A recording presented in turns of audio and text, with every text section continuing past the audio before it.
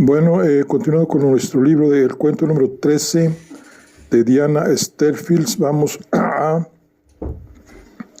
continuar y vamos a iniciar lo que es el capítulo número 33,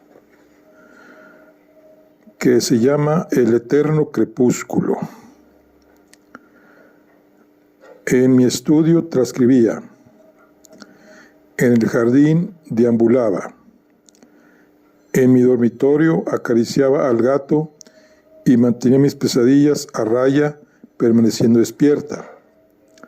La noche de intensa luna en que había visto a Emmeline en el jardín me parecía ahora un sueño, pues el cielo se había encapotado de nuevo y volvíamos a estar inmersos en aquel interminable crepúsculo. La muerte del ama y John Didi daban al relato de la señorita Winter un giro escalofriante. Era Emmeline la inquietante figura en el jardín, la persona que había estado jugando con la escalera. No me quedaba más remedio que esperar y dejar que la historia se fuese desvelando por sí misma. Entretanto, con el transcurso de diciembre, la sombra que rondaba en mi ventana iba ganando intensidad. Su proximidad me repelía, su lejanía me rompía el corazón. Verla me provocaba esa familiar combinación de miedo y anhelo. Llegué a la biblioteca antes que la señorita Winter. No sé si era por la mañana, por la tarde o por la noche, pues entonces todos los momentos eran iguales, y esperé frente a la ventana. Mi pálida hermana apretó sus dedos contra los míos, me atrapó en su mirada implorante, empañó el cristal con su aliento frío. Solo tenía que romper el cristal para reunirme con ella. ¿Qué está mirando?, preguntó la voz de la señorita Winter a mi espalda. Me volví despacio. Siéntese, me ladró, y luego añadió, Judith, echa otro leño al fuego, ¿quieres? Y tráele a esta muchacha algo de comer. Tomé asiento.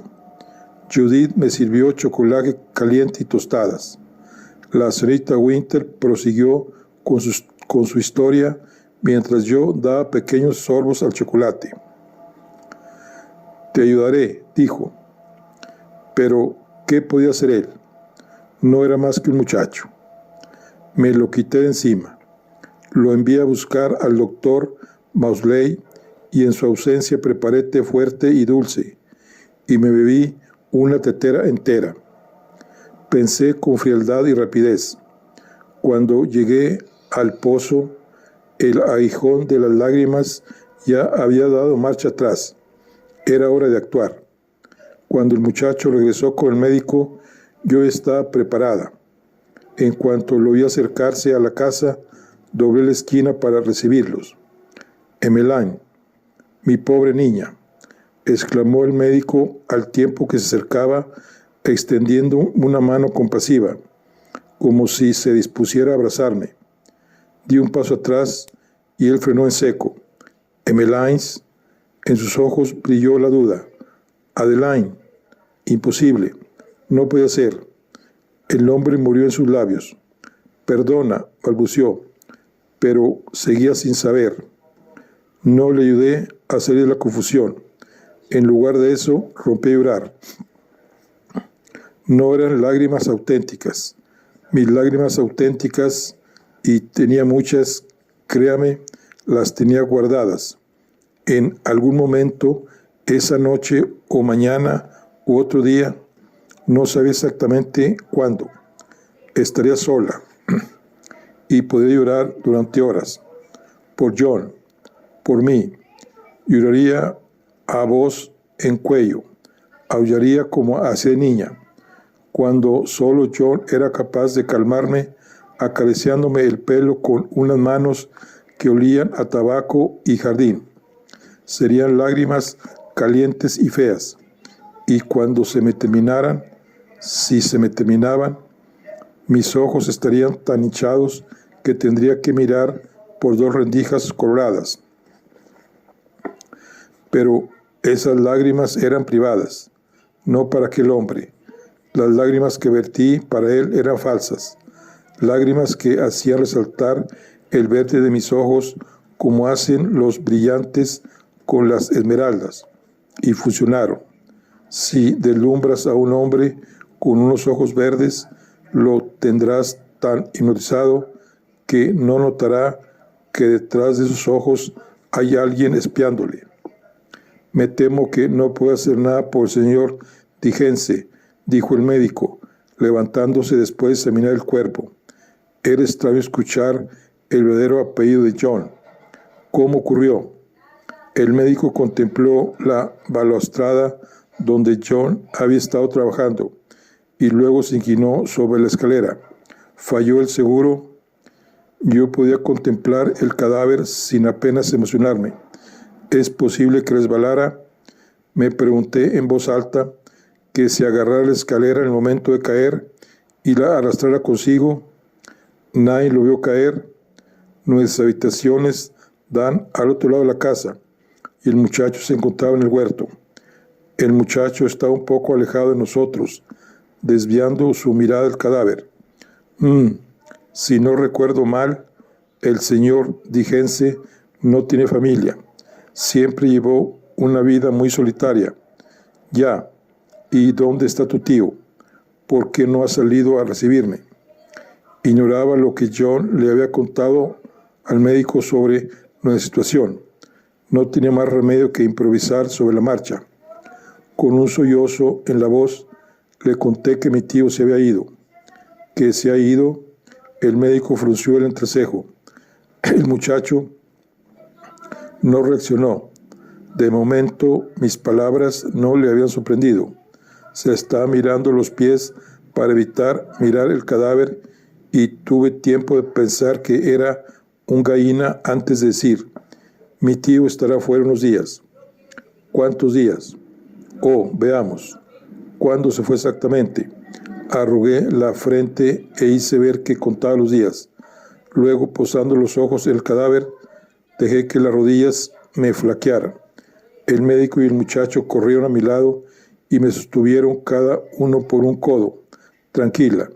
Luego, querida, luego. Les permití que me llevaran a la cocina. No sé qué debo hacer, dije, cuando doblamos la esquina. ¿Sobre qué? Sobre el entierro. No te preocupes por eso. Hablaré con la funeraria y el párroco se ocupará del resto. ¿Con qué dinero? Tu tío lo arreglará a su regreso. Por cierto, ¿dónde está? Y si tarda en volver, ¿lo crees probable? Mi tío es un hombre imprevisible. Sin duda. El muchacho abrió la puerta de la cocina y el médico me ayudó a entrar y me acercó una silla. Me dejé caer pesadamente. Si la situación lo requiere, el abogado realizará las gestiones pertinentes.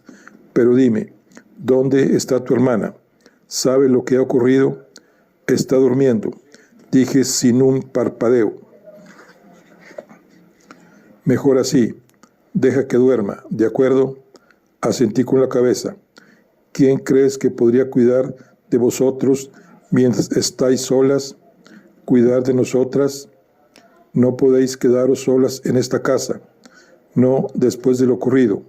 Vuestro tío ya fue un imprudente al dejarlas solas al poco tiempo de haberse perdido a vuestra ama de llaves y sin haber buscado una sustituta. Es preciso que venga alguien. Realmente lo que es necesario. Yo era toda lágrimas y ojos verdes. Emmeline no era la única que sabía actuar como una mujer. Bueno, seguro que vosotras, lo digo porque la última vez que alguien vino a cuidar de nosotras, se acuerda de nuestra institutriz, ¿verdad? Y le lancé una mirada tan malvada y fugaz que al médico le costó creer lo que veía. Tuvo la decencia de sonrojarse y desvió la mirada. Cuando la posó de nuevo en mí, yo volvía a ser toda esmeraldas y brillantes. El muchacho carraspeó. ¿Podría venir mi abuela, señor? No quiero decir que se quede, sino que se pase un rato por aquí todos los días. Desconcertado, el doctor Maudsley meditó esa posibilidad.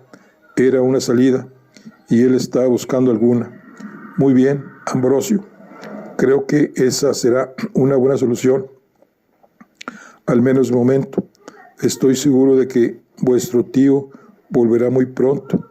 En tal caso, no habrá necesidad, como dices, efectivamente. Me levanté con suavidad.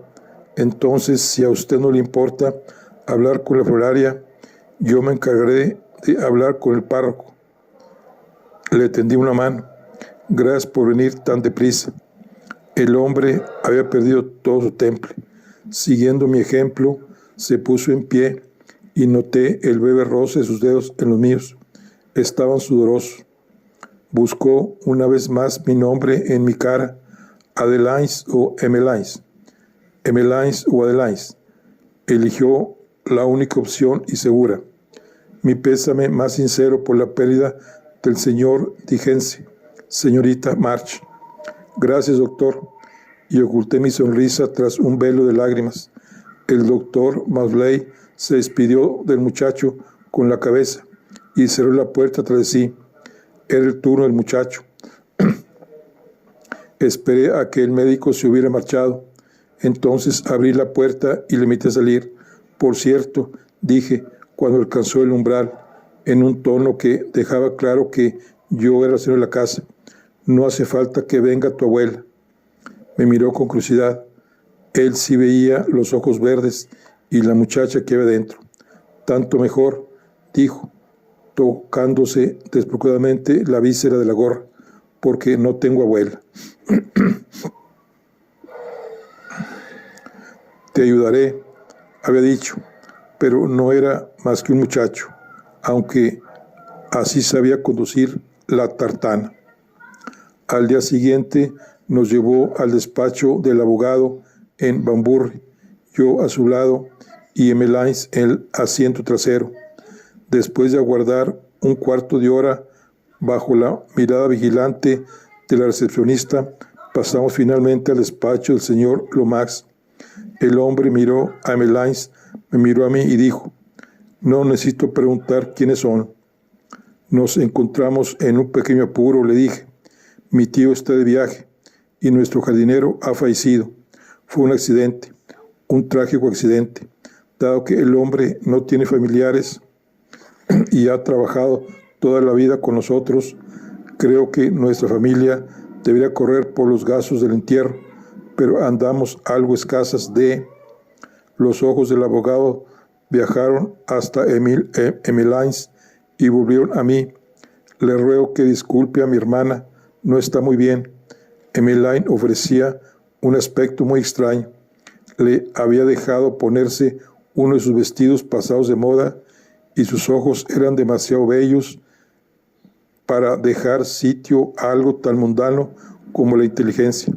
Sí, dijo el señor Lomax, y bajó compresivamente el tono de voz. Algo había oído al respecto. Respondiendo a su amabilidad, me incliné sobre la mesa y le confié. Y claro, y con mi tío, bueno, usted ya ha tratado en varias ocasiones con él, de modo que seguro que ya lo sabe. Las cosas con él tampoco son siempre fáciles. Le ofrecí mi mirada más transparente. De hecho, es un verdadero placer poder hablar con alguien sensato para variar. El hombre repasó mentalmente los rumores que había oído. Una de las gemelas no estaba del todo bien, decía, pues es evidente que la otra no tiene un pelo de tonta, concluyó. El placer es mutuo, señorita. Disculpe, pero ¿le importaría recordarme el apellido de su padre? El apellido a que se refiere es March, pero nos hemos acostumbrado a que se nos conozca por el apellido de nuestra madre. En el pueblo nos llaman las gemelas Angel Fields. Nadie recuerda al señor March y nosotras todavía menos. No tuvimos la oportunidad de conocerlo y no mantenemos ninguna relación con su familia. Muchas veces he pensado que deberíamos cambiarnos oficialmente el apellido. Eso es posible. ¿Por qué no? Es muy sencillo, pero lo haremos otro día. El asunto de hoy, por supuesto, permítame que la tranquilice en lo referente al entierro. Si no me equivoco, usted no sabe cuánto regresará su tío. Puede que estemos hablando de mucho tiempo, dije, lo cual no era exactamente una mentira. No se preocupe, si no regresa a tiempo para hacerse cargo de los gastos, lo haré yo en su nombre y lo solucionaremos a su regreso. Dibujé en mi cara el alivio que el hombre estaba buscando, y mientras el placer de haber sido capaz de quitarme ese peso encima seguía fresco en él, le asedié con una docena de preguntas sobre qué pasaría si una chica como yo, con la responsabilidad de una hermana como la mía, sufría la desgracia de perder a su tutor para siempre. En pocas palabras, me explicó toda la situación y comprendí claramente los pasos que tendría que dar y cuándo tendría que hacerlo. Pero nada de eso debería preocuparle ahora, concluyó como si se hubiera dejado llevar por la descripción del inquietante panorama y deseara poder retirar 3/4 partes de lo que había dicho. Después de todo, su tío no tardará en volver. Dios lo quiera. Estábamos en la puerta cuando el señor Lomax recordó lo más importante. No habrá dejado por casualidad una dirección. Ya conoce a mi tío. Lo imaginaba. No sabrá al menos por dónde anda. El señor Lomax me caía bien, pero eso no me impedía mentirle si tenía que hacerlo. En una chica como yo, mentir era un acto reflejo. Sí, digo, no. Me miró con gravedad, porque si no sabe dónde está, su mente volvió sobre los trámites legales que acabo de enumerarme. Bueno, puedo decirle a dónde dijo que se iba. El señor Lomax me miró enarcando las cejas.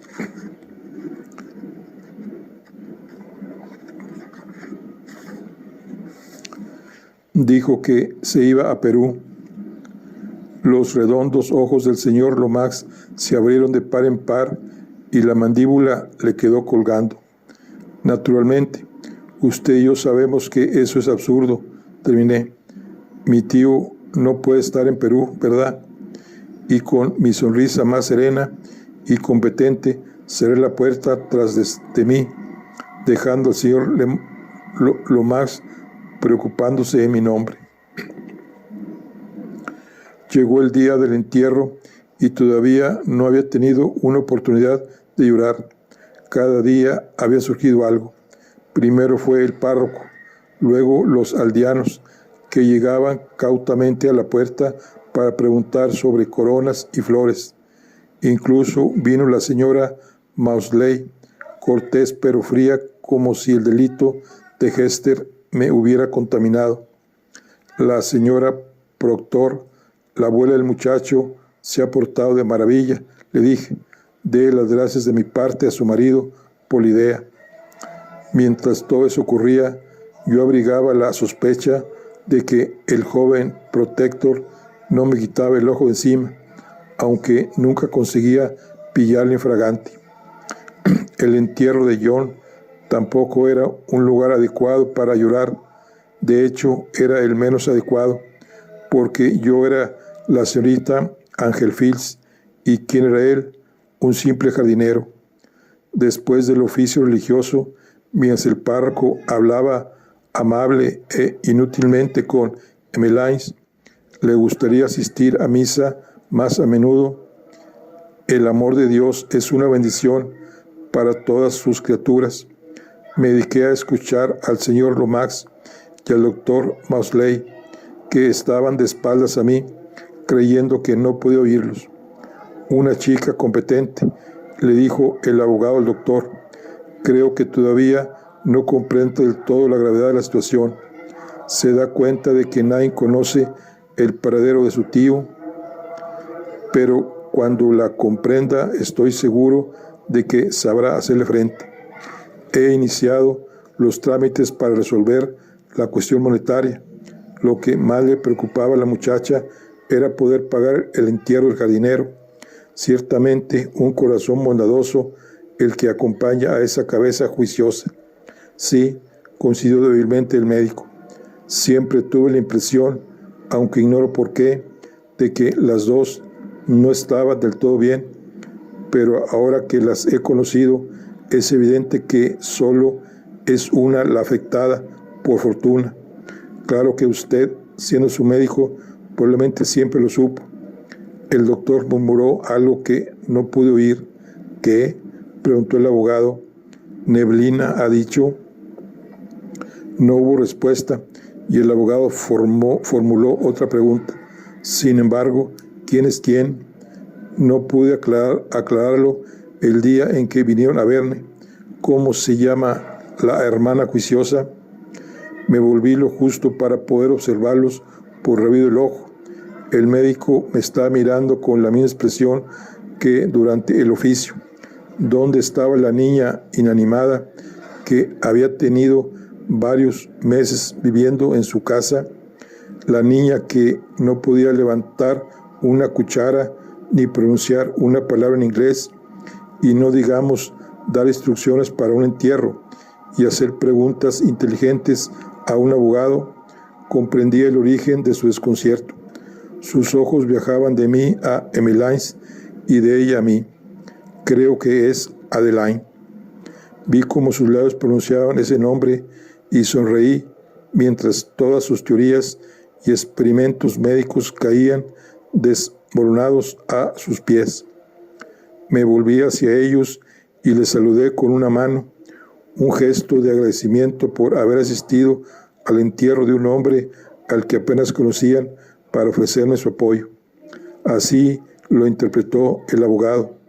Puede que el médico le diera una interpretación muy diferente.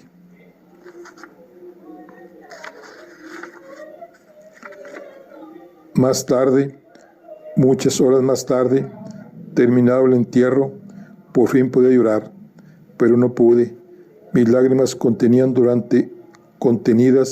durante demasiado tiempo se habían secado. Tendrían que quedarse dentro para siempre. Bueno, aquí concluimos el capítulo. Vamos con el siguiente capítulo que se llama Lágrimas secas.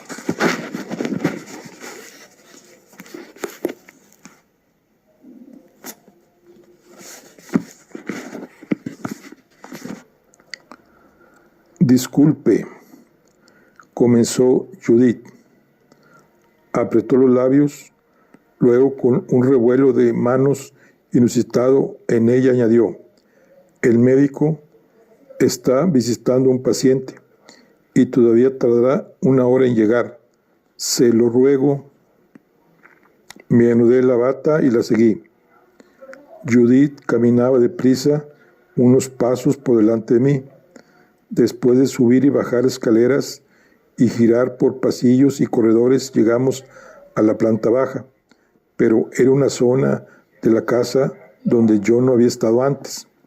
Finalmente llegamos a una serie de habitaciones que supuse eran los aposentos de la señorita Winter.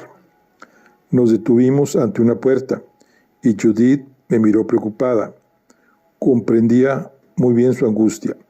Del otro lado de la puerta llegaban sonidos inhumanos, guturales, bramidos de dolor interrumpidos por jadeos entrecortados. Judith abrió la última puerta y entró. Quedé petrificada.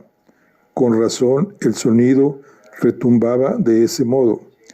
A diferencia del resto de la casa, con sus cortinajes y su mullida tapicería, sus paredes forradas y sus tapices, aquella habitación era pequeña, sobria y desnuda.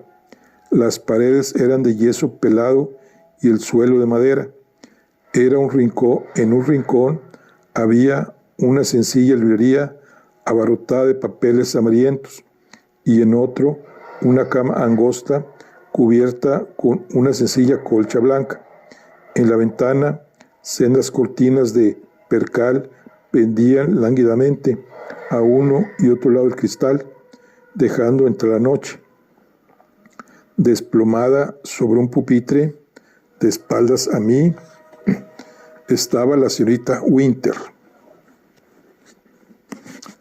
Sus feroces naranjas y llamativos morados habían desaparecido. Vestía un blusón blanco de manga larga y estaba llorando. Un chirrido de aire áspero y atonal sobre cuerdas vocales, lamentos discordantes que desembocaban en espeluznantes gemidos. Sus hombros subían y bajaban con violencia y el torso le temblaba. La fuerza de esa convulsión viajaba por el delicado cuello hasta la cabeza y descendía por los brazos hasta alcanzar unas manos que aporreaban espasmódicamente la superficie del pupitre. Judith se apresuró a colocar de nuevo el cojín bajo la sien de la señorita Winter, que, poseída por la crisis, parecía ajena a nuestra presencia.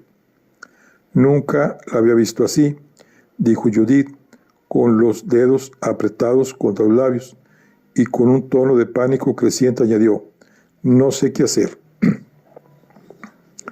La boca de la señorita Winter se abría y retorcía en espantosas y delirantes muecas de dolor, un dolor demasiado grande para caber en su boca.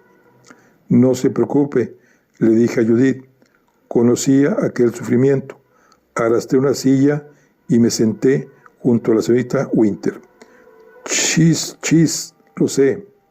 Le rodeé los hombros con un brazo y cubrí sus manos con la mía. Envolviéndola con mi cuerpo, acerqué mi oreja a su cabeza y proseguí con el conjuro. Tranquila, pronto pasará. Chis, mi niña, no está sola.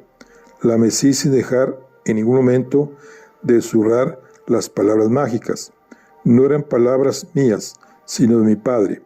Palabras que sabía que funcionarían porque siempre había sido así conmigo. Chis, susurré, lo sé, pronto pasará.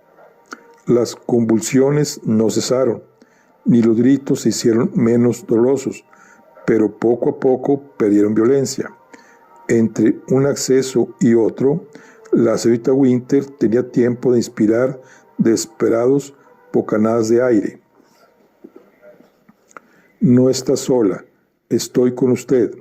Finalmente cayó. Tenía la curva del cráneo apretada contra mi mejilla. Algunos mechones de su pelo me rozaban los labios. Podía notar en mis costillas su respiración trémula. Las delicadas convulsiones de sus pulmones. Tenía las manos heladas. Tranquila, tranquila. Nos quedamos un rato en silencio.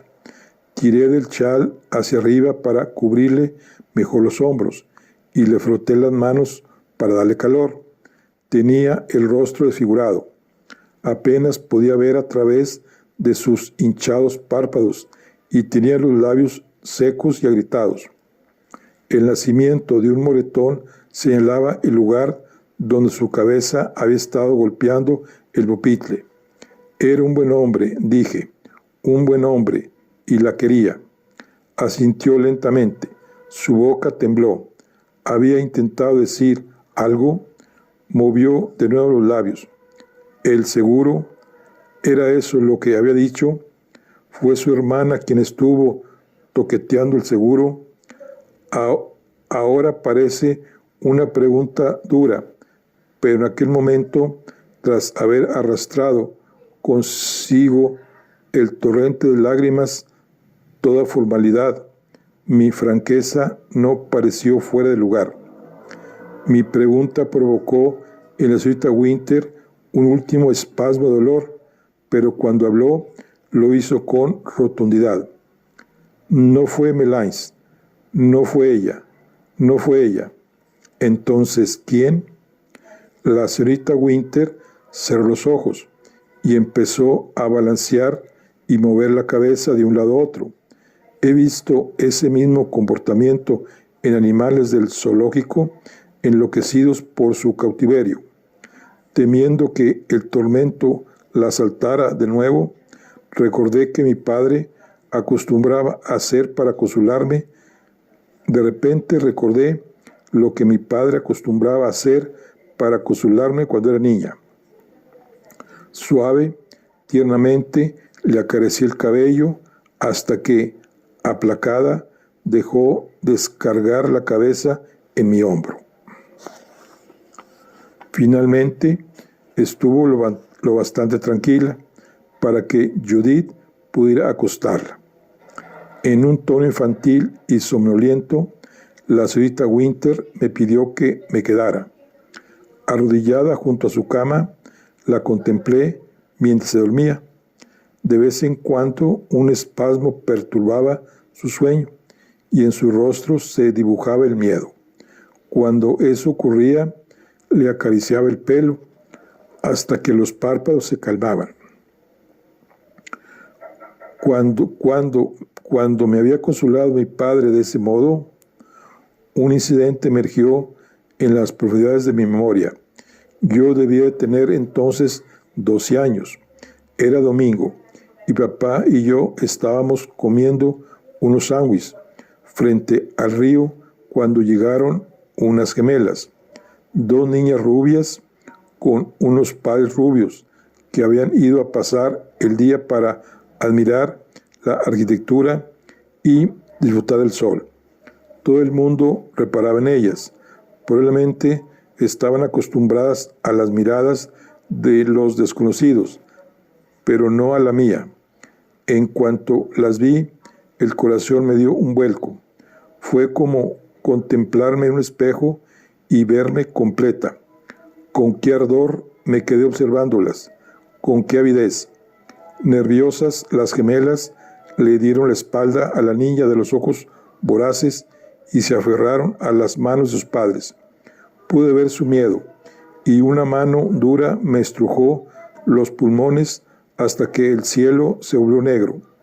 Más tarde, en la librería, yo, en el asiento de la ventana, entre el sueño y la pesadilla, papá en el suelo, de cuclillas, acariciándome el pelo y murmurando su conjuro. Silencio, pronto pasará, tranquila, no estás sola. Poco después llegó el doctor Clifton. Cuando me di la vuelta y lo vi en el umbral, tuve la sensación de que llevaba ahí un buen rato. Al pasar frente a él, cuando me iba, vi algo en su semblante que no supe interpretar. Bueno, aquí concluimos lo que es el capítulo llamado de Lágrimas secas. Vamos a continuar con el siguiente capítulo que se llama Criptografía submarina.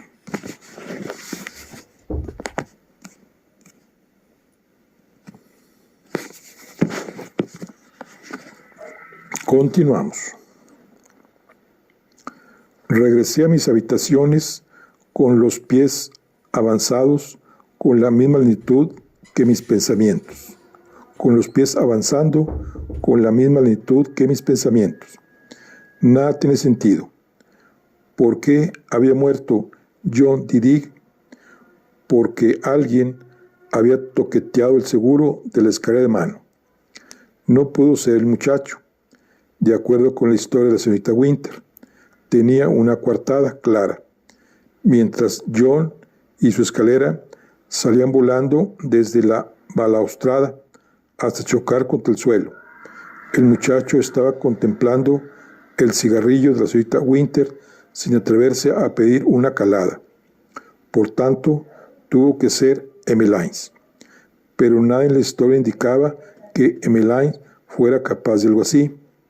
Ella era una niña inofensiva. La propia Hester lo decía, y la señorita Winter lo había expresado con claridad. No fue Emmeline. Entonces, ¿quién? Isabella estaba muerta. Charlie ha desaparecido. Entré en mi habitación y me detuve frente a la ventana. La oscuridad era impenetrable. En el cristal solo aparecía mi reflejo, una sombra pálida a través de la cual se podía ver la noche.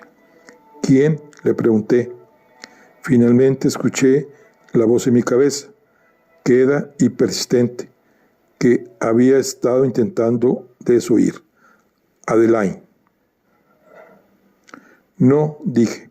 Sí, dijo la voz. Adeline. No podía ser. Los gritos de dolor por John D. Digg seguían frescos en mi mente.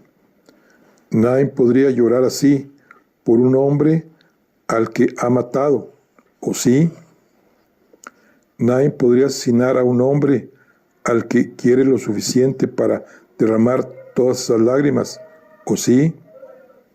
Pero la voz en mi cabeza me narró episodio tras episodio, la historia que también conocía, la violencia en el jardín de las figuras, cada acometida de las tijeras de podar un golpe al corazón de John, los ataques contra Emmeline, los tirones de pelo, las palizas y mordiscos, el bebé arrancado del cochecito y abandonado a su suerte para que muriera o fuera encontrado. Una de las gemelas no está muy bien de la cabeza, decían en el pueblo. Hice memoria y cavilé. ¿Era posible? Habían sido las lágrimas que acababa de presenciar, lágrimas de culpa, lágrimas de remordimiento. Había estado abrazando y consolado a una asesina. ¿Era ese el secreto que la señorita Winter había estado ocultando al mundo durante toda su vida? Me asaltó una desagradable sospecha. ¿Era esa la intención de la señorita Winter contándome su historia?